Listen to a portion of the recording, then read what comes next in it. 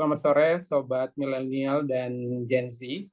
Hari ini kita akan ngobrol seru bersama mantan Menteri Agama, Bapak Lukman Hakim, membahas tentang yang lagi ramai hari ini, tentang polemik Pondok Pesantren Al Zaitun dan Panji Gumilang, di mana saat ini kasus Panji Gumilang dan Ponpes Al Zaitun ini masih dalam proses penyidikan di Barreskrim Polri.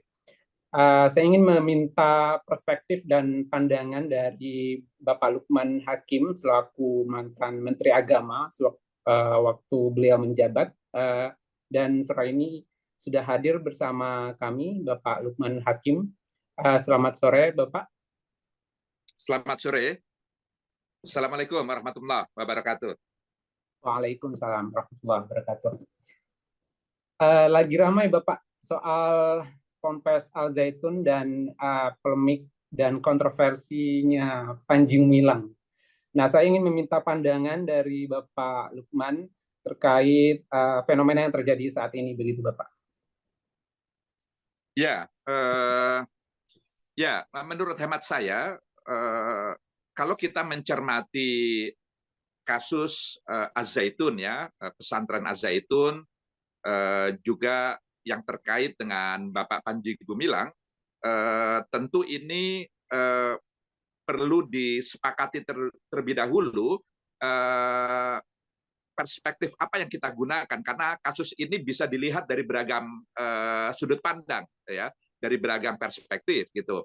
Ada perspektif pidana, ada perspektif perdata, mungkin juga ada persoalan-persoalan keagamaan yang lalu kemudian oleh sebagian kalangan dituduh sebagai penistaan atau penodaan, dan seterusnya. Ini banyak hal. Jadi oleh karenanya perlu didudukkan masalahnya dalam hal apa kita ingin membahas tentang keberadaan Az-Zaitun gitu. Sebagai sebuah lembaga pendidikan keagamaan keislaman yang memang sudah cukup lama berada di tengah-tengah kita, tapi juga banyak tuduhan-tuduhan, banyak informasi yang datang dari beragam kalangan yang menyatakan bahwa ini di belakangnya adalah sebuah gerakan yang lalu kemudian dikenal sebagai NII gitu, yang ingin mendirikan negara Islam Indonesia, dan seterusnya. Jadi ini perlu jelas terlebih dahulu pada area mana pembahasan akan dilakukan begitu. Oke. Saya mungkin tidak akan banyak membahas terkait pidana umumnya yang saat ini sedang berjalan, ya Pak. Biarlah kasus ini berjalan di proses penyidikan di Barreskrim Polri begitu. Tapi saya ingin meminta pandangan terkait tadi kalau Bapak menyinggung keagamaan. Nah, di era Bapak sendiri pada waktu itu, pernahkah Bapak sendiri mencermati fenomena yang ada di Ponpes Al Zaitun sendiri itu? Iya, saya mendapatkan amanah memimpin Kementerian Agama itu di era akhir dari Bapak Presiden Susilo Bambang Yudhoyono. Itu tegasnya mulai awal Juni 2014, lalu kemudian berlanjut di era Bapak Jokowi dan berakhir pada Oktober 2019. Nah, di era itu terkait dengan pesantren Az-Zaitun, pandangan-pandangan keagamaannya dan lain sebagainya itu tidak ada masalah.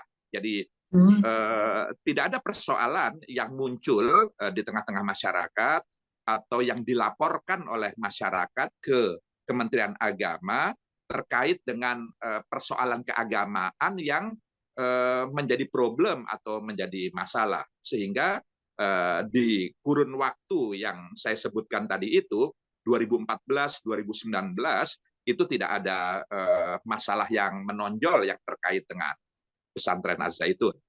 Begitu. Berarti selama kurun 5 tahun itu pernah menyambangi Ponpes Al Zaitun, Pak, untuk Oh, kalau saya tidak pernah berkunjung ke Al-Zaitun. oke.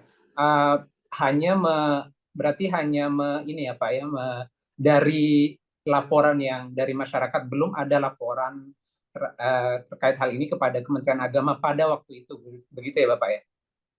Iya, ya, seperti itu. Setidaknya yang sampai ke pusat ya. Karena kan Mm-mm. Kementerian Agama kan juga berjenjang ya, ada tingkat provinsi, ada tingkat kabupaten kota begitu. Tapi yang sampai ke pusat itu tidak ada persoalan di era atau di kurun waktu 2014-2019 itu. Oke. Kalau demikian, dalam catatannya Pondok Pesantren Al Zaitun ini bahkan di tahun 2000-an itu sudah dikatakan terafiliasi dengan NII, begitu Bapak. Nah, ini memang Kementerian Agama pada waktu sejak saat itu memang tidak mencermati adanya apa namanya ya, perbedaan-perbedaan itu ya Pak ya di Ponpes Al Zaitun. Afiliasi-afiliasi yang ke sana. Bahkan BNPT juga sudah menyampaikan bahwa ada afiliasi antara Ponpes Al Zaitun dengan NI itu sendiri, begitu. Iya, perlu difahami bahwa NII, ya, Negara Islam Indonesia, itu bukan isu di seputar itu, maksud saya, itu bukan tusi dari Kementerian Agama, itu bukan menjadi tugas dan fungsi pokok dari Kementerian Agama, karena ini kan sudah menyangkut ranah hukum, ya, itu menyangkut politik, begitu ya, menyangkut keamanan. Jadi itu bukan ranahnya Kementerian Agama. Karenanya memang Kementerian Agama sama sekali tidak mengurusi hal ihwal yang terkait dengan isu di seputar NII.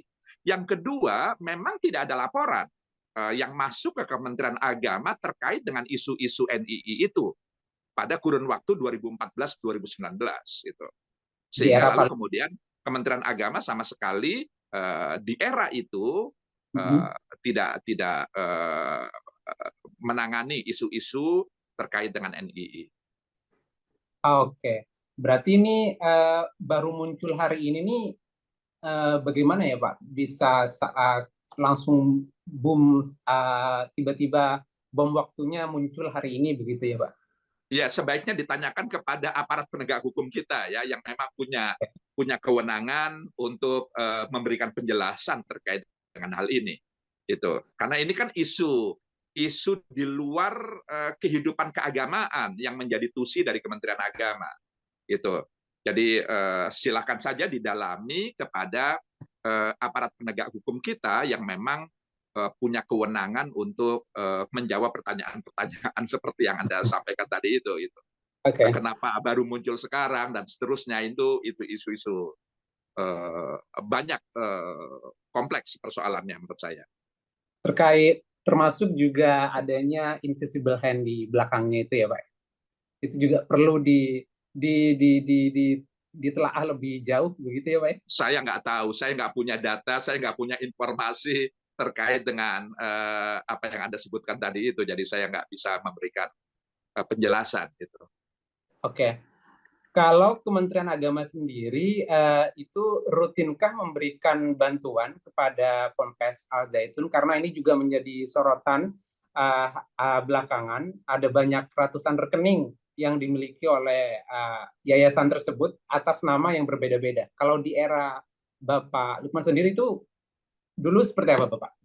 Iya, di Pernah era saya bantuan negara melalui pemerintah yang diberikan kepada Az-Zaitun itu hanya yang terkait dengan siswa madrasah yang ada di sana, yang dikenal dengan BOS, biaya operasional sekolah itu. Nah, karena apa? Karena itu mandatori, itu kewajiban tidak hanya yang ada pada Kementerian Agama, tapi Kemendikbud Jadi semua siswa-siswi sekolah, baik yang umum maupun sekolah-sekolah keagamaan, dalam hal ini tidak terkecuali madrasah, itu para siswa-siswinya itu mendapatkan bantuan dari negara terkait dengan biaya operasionalnya.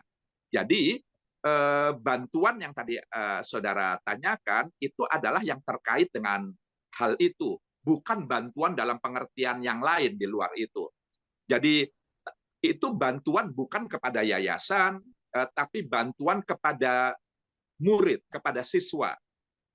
Karena tidak hanya Al-Zaitun, semua siswa-siswi di sekolah umum maupun di sekolah di madrasah itu punya hak untuk menerima bantuan itu, dan pemerintah wajib memberikan bantuan itu. Jadi selama madrasah atau sekolah-sekolah itu memenuhi syarat untuk menerima BOS tadi itu, biaya operasional sekolah tadi. Dan Ponpes Al-Zaitun sendiri memenuhi syarat untuk menerima bantuan Ya, tersebut, Pak ya? madrasah-madrasah yang dikelola oleh Al-Zaitun itu memenuhi syarat untuk menerima BOS tadi. Oke, syarat-syaratnya itu apa saja, Bapak? Izin. Wah, detail ya syaratnya, tentu itu bisa dipelajari di regulasi kita. Jadi ya terkait dengan izin operasional tentu harus memiliki izin operasional, lalu kemudian kurikulumnya juga setelah diverifikasi itu memenuhi ketentuan, lalu keberadaan muridnya, siswanya, guru-gurunya, termasuk tentu kurikulumnya, lalu keterkaitan dengan kebangsaan itu menjadi persyaratan yang menurut saya mendasar yang harus dipenuhi gitu. Oke, perlukah kemudian bantuan dari Kementerian Agama yang berfokus untuk santri dalam danta kutip BOS ini ya Pak ya, diaudit oleh pemerintah saat ini yang oleh lembaga yang berwenang begitu Bapak untuk mendalami kasus ini secara komprehensif begitu Bapak? Oh Dari itu pandangan. tentu itu sudah dengan sendirinya gitu ya. Audit itu dilakukan setiap tahun, baik oleh auditor internal di masing-masing kementerian lembaga. Kita tahu Kementerian Agama punya inspektorat jenderal di internal, tapi juga ada yang eksternal. Itu ya ada BPKB, ada BPK, macam-macam lembaga audit itu sudah dilakukan selama ini. Menurut hemat saya sampai sekarang itu dilakukan setiap tahun. Karena Oke, itu kan sumbernya APBN. Jadi penggunaan betul. APBN itu ya harus diperiksa. Gitu. Oke, betul. Untuk nilainya berapa, Pak? Besaran yang dikucurkan ke Saya Polres nggak Al-Zaitun. hafal. Masih ingat Tentu nggak? saya nggak hafal kalau sudah terlalu detail begitu ya. Oke, siap. Ya. Bapak terkait dengan kasus ini kan saat ini masih dalam proses penyidikan ya Bapak ya. Tentu udah artinya kepolisian sudah melihat ada unsur pidana begitu. Kalau misalnya nanti ada oknum yang ditetapkan sebagai tersangka, ini kan akan meninggalkan ribuan, istilahnya akan ada ribuan santri yang akan terdampak. Ini bagaimana nih dari Bapak sendiri melihatnya? Maksudnya apa? Yang ditanyakan Uh, apa? Terkait dengan pembinaan yang khususnya yang perlu dilakukan karena ini juga banyak lembaga lain yang menyampaikan perlu ada pembinaan khusus kepada santri-santri di Ponpes Al Zaitun gitu Bapak. Ya, sekarang kan begini. Pesantren Az-Zaitun itu keberadaannya di bawah naungan yayasan. Itu. Betul. Nah, sekarang keberadaan yayasan itu izinnya atau keberadaannya itu kan harus berdasar hukum, harus memenuhi ketentuan sebagaimana regulasi kita, dan kewenangan itu ada di Kemenkumham itu ya, terkait dengan keberadaan yayasannya itu. Jadi selama yayasan itu tidak terganggu keberadaannya, meskipun kita sedang berandai-andai ini kalau pimpinannya itu lalu kemudian terkena kasus pidana misalnya, pertanyaannya kan kemudian apakah kalau pimpinan yayasan itu terkena kasus pidana, maka eksistensi yayasan itu lalu kemudian juga otomatis bermasalah secara hukum. Kan Betul. tidak otomatis seperti itu. Nah, ini yang harus dilihat terlebih dahulu. Begitu. Selama keberadaan yayasan itu memenuhi ketentuan peraturan perundang-undangan kita, ya tidak ada alasan untuk membubarkan yayasan itu, kecuali kalau secara regulasi lalu kemudian ada alasan yang cukup dan dibuktikan secara hukum memang yayasan itu harus dibubarkan. Dalam kondisi seperti itu, maka ketentuannya pengelolaan pembinaan dan pengelolaan aset-aset yang dimilikinya itu bisa diserahkan kepada yayasan yang sejenis, begitu ya, untuk dikelola, atau juga bisa dikelola oleh pemerintah. Jadi itu nanti akan dilihat seperti apa, dan itu harus berdasar putusan hukum menurut saya. Gitu. Oke, berarti bisa dibilang mendukung juga kalau misalnya nanti Panji Gumilang atau ada oknum lain petinggi pemimpin yayasan yang ditetapkan oleh Barreskrim Polri sebagai tersangka, mendukung Ponpes ini diambil oleh Kementerian Agama, begitu Bapak? Mendukung ke sana atau begitu? Belum tentu juga, karena kan harus dibuktikan bila Pak Panji Gumilang itu katakanlah terbukti bersalah secara hukum, itu ya, Betul, kan juga betul. harus dibuktikan apakah kesalahannya itu berimplikasi pada pembubaran yayasannya, yayasan yang dipimpinnya. Oke. Ini kan yang harus diperiksa, diadili, dan lalu kemudian diputus secara hukum oleh peradilan kita. Bisa ya, bisa tidak. Nah, kalau ya misalnya, lalu kemudian secara hukum yayasan itu harus dibubarkan berdasar hukum, maka itu pun juga majelis hakim akan melihat tadi itu pengelolaan pembinaannya, termasuk pengelolaan aset-aset yang dimiliki yayasan tersebut, itu lalu kemudian dialihkan kepada siapa? Bisa kepada yayasan lain yang sejenis, begitu, yang memang mampu, memiliki kemampuan untuk melanjutkan proses pendidikan pesantrennya, melakukan pembinaan itu dan seterusnya, atau kepada yang lain. Jadi itu masih akan, itu harus apapun pilihannya, menurut saya itu harus berdasar putusan majelis hakim pada pengadilan kita. Gitu. Oke. Bapak kalau misalnya terkait afiliasi Ponpes Al Zaitun ini dengan NII ini bagaimana Bapak? Ini kan ada ribuan santri di sana yang belajar di sana begitu, sehingga ada doktrin-doktrin yang mungkin bisa mereka terima begitu. Nah, ini bagaimana nih Pak melihat hal ini? Ya, menurut hemat saya itu juga bagian yang harus bisa dibuktikan oleh mereka yang menuduh, dalam hal ini tentu lewat peradilan ya. Apakah karena kalau sejauh yang diamati oleh Kementerian Agama menyangkut kurikulum pesantren, kurikulum madrasah, dan seterusnya, itu tidak ada masalah di situ. Pesantrennya masih memenuhi arkanul ma'had. Jadi ada rukun-rukun keberadaan pesantren yang oleh undang-undang pesantren itu tidak boleh tidak harus dimiliki oleh pesantren.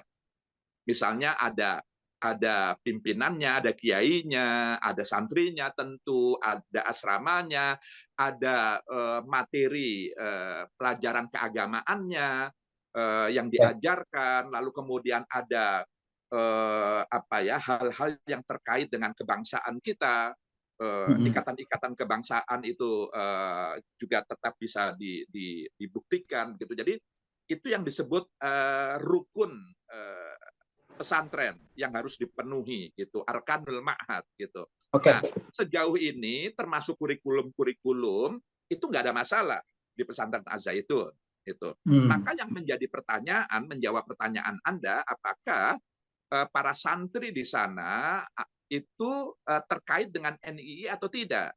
Apakah santri-santri sana itu terpengaruh dengan ajaran-ajaran NII atau tidak. Maka ini yang harus dibuktikan terlebih dahulu gitu. Oke. Pembuktiannya ini bagaimana nih Pak? Yang bisa sangat efektif, bisa sehingga ini bisa mewanti-wanti karena ini bentar lagi sudah ajaran baru nih kalau nggak salah ya di pesantren itu. Nah ini bagaimana nih Pak? Kalau menurut saya pesantren Az-Zaitun, madrasahnya, semua yang kaitannya dengan lembaga pendidikan jalan saja seperti biasa.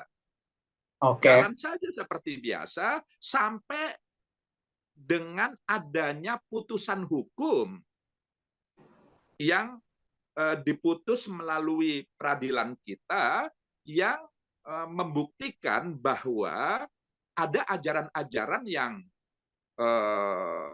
yang tidak benar, katakanlah begitu ya, yang bertentangan dengan ideologi negara kita misalnya, lalu ada indikasi makar misalnya yang juga diajarkan di pesantren, yang lalu kemudian menyebabkan lalu kemudian pengadilan memutus bahwa lembaga pendidikan ini harus dialihkan ke yayasan lain atau ke institusi lain begitu.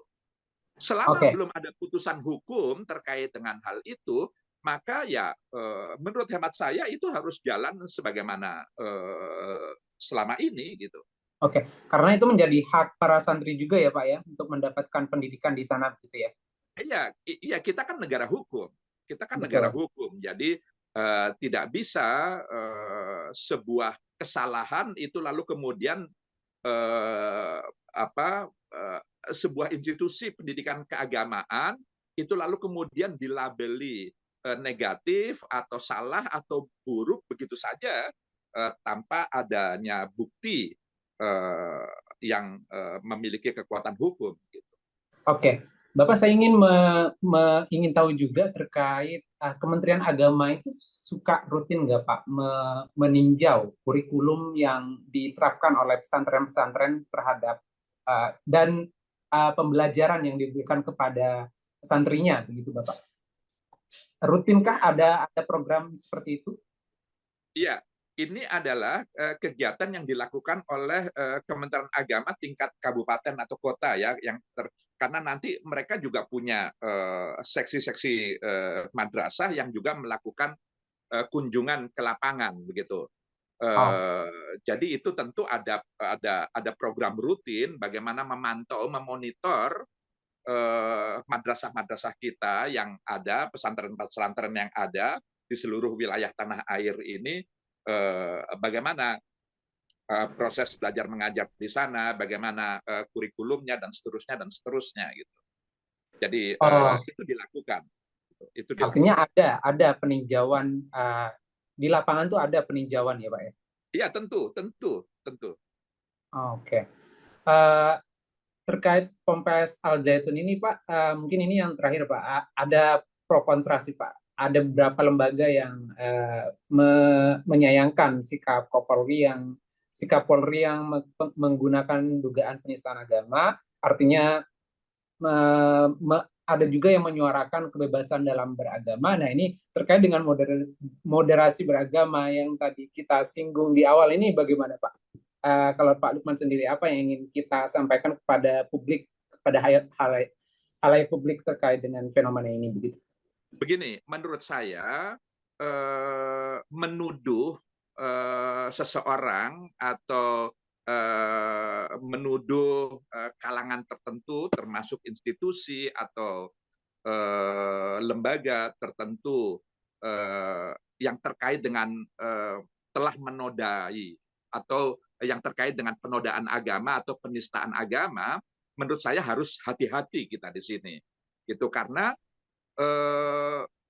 apa yang dimaksud dengan penodaan agama, apa yang dimaksud dengan penistaan agama, ini kita harus betul-betul cermat.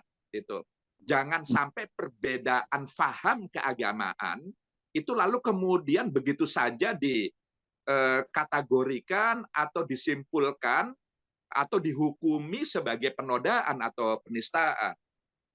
Kenapa? Karena persoalan keagamaan itu memiliki keragaman faham dan keragaman amalan keagamaan.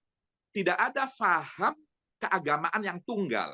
Tidak ada amalan keagamaan yang tunggal. Faham dan amalan keberagamaan itu beragam-ragam. Gitu. Nah, di tengah keragaman ini, maka kita harus berhati-hati. Jangan cepat mudah mengatakan ini sesat, ini menyimpang, atau bahkan ini telah menistakan atau menodai agama.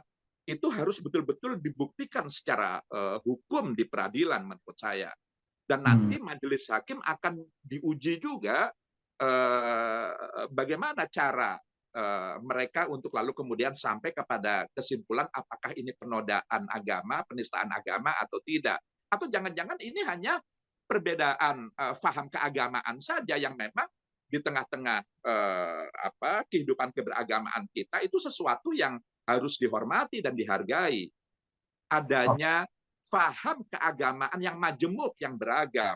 Meskipun boleh jadi kita tidak setuju dengan perbedaan faham yang berbeda atau amalan-amalan keagamaan yang berbeda dengan kita, selama itu tidak menistakan dan tidak menodai agama, kita harus menghargai dan menghormati perbedaan itu. Di tengah-tengah bangsa Indonesia yang majemuk ini, di tengah-tengah kehidupan keberagamaan yang juga majemuk ini. Gitu.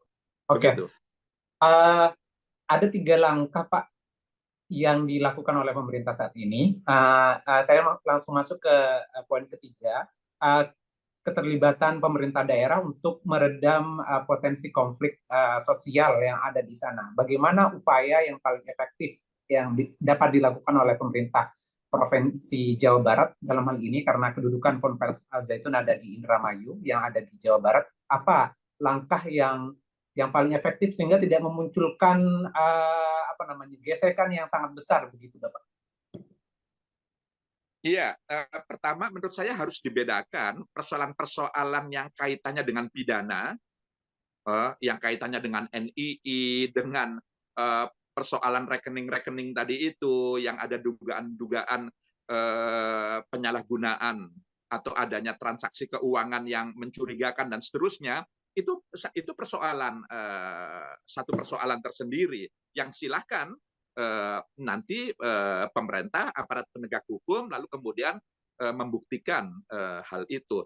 Yang kedua adalah persoalan-persoalan yang terkait dengan keagamaan, faham keagamaan, praktek-praktek peribadatan, amalan-amalan keagamaan, yang ini seperti yang saya katakan tadi, kita harus hati-hati untuk menjudgment, ya, melakukan penghakiman, menghukumi persoalan ini. Oleh karenanya publik juga harus diedukasi bahwa masyarakat, publik juga tidak boleh main hakim sendiri terhadap perbedaan yang ada pada dirinya terhadap pihak lain yang tidak sama, baik menyangkut faham keagamaan maupun menyangkut amalan-amalan keagamaan. Selama, ini catatannya, selama keragaman itu tidak lalu kemudian mengusik kemanusiaan, tidak mengusik kemaslahatan bersama, tidak mengganggu ketertiban umum. Itu ukuran-ukurannya. Ketika Anda mengatakan tadi moderasi beragama, begitu ya, moderasi beragama punya cara pandang bahwa keragaman faham dan amalan keagamaan itu harus dihargai dan harus dihormati. Tidak boleh dibungkam, tidak boleh dipaksa untuk diseragamkan. Jadi kita harus hargai dan hormati selama keragaman faham dan keragaman amalan-amalan keagamaan itu tidak menistakan kemanusiaan, karena kemanusiaan itu inti pokok ajaran agama. Selama keragaman atau perbedaan-perbedaan itu tidak merusak, tidak bertentangan dengan pesan utama agama, yaitu membangun kemaslahatan bersama atau mengganggu ketertiban umum. Gitu. Jadi kalau ada faham atau amalan keagamaan itu lalu kemudian dia mengancam keamanan kita bersama atau mengancam ketertiban umum, maka itu sudah berlebih-lebihan, itu sudah melampaui batas. Maka cara yang dilakukan oleh negara pun juga harus dengan cara-cara yang moderat, tidak boleh dengan cara yang ekstrim atau dengan paksaan atau dengan tindakan kekerasan dan seterusnya. Itu yang harus dihindari menurut saya. Oke, kalau menyikapi dari beberapa pernyataan Panji Gumilang yang dikatakan oleh masyarakat halayak luas begitu Bapak, sangat kontradiktif. Misalnya salah satu contohnya adalah menyinggung Al-Quran, bukan firman Allah begitu. Nah ini bagaimana Pak? Apakah ini kemudian juga harus dipahami sebagai sebuah perbedaan atau bagaimana? Ya, ya ini tentu ini pandangan saya pribadi ya, pandangan Betul. saya pribadi. Pernyataan Pak Panji Gumilang itu harus diklarifikasi terlebih dahulu konteksnya itu apa. Oke. Karena sejak zaman dulu, zaman abad pertengahan, ini perdebatan klasik sebenarnya di antara para ulama-ulama. Ini yang berdebat bukan awam, tapi para ulama-ulama kita terkait dengan Al-Quran. Apakah itu kalamullah, apakah itu kalam Allah, atau bukan kalam Allah. Itu. Ini perdebatan klasik, gitu, sudah lama sekali. Nah, oleh karenanya, sebelum kita mengatakan ini penistaan atau penodaan agama, harus dilihat dulu konteksnya itu apa. Pernyataan itu apa, dalam rangka seperti apa. Jadi kalau dalam Al-Quran itu ada asbabun nuzul gitu ya, sebab-sebab turunnya ayat Al-Quran. Kalau di hadis itu ada asbabul wurud, sebab-sebab munculnya hadis Rasul. Ini juga harus dicari sebab-sebab keluarnya pernyataan Pak Panji Gumilang terkait dengan yang dipersoalkan itu apa sebenarnya.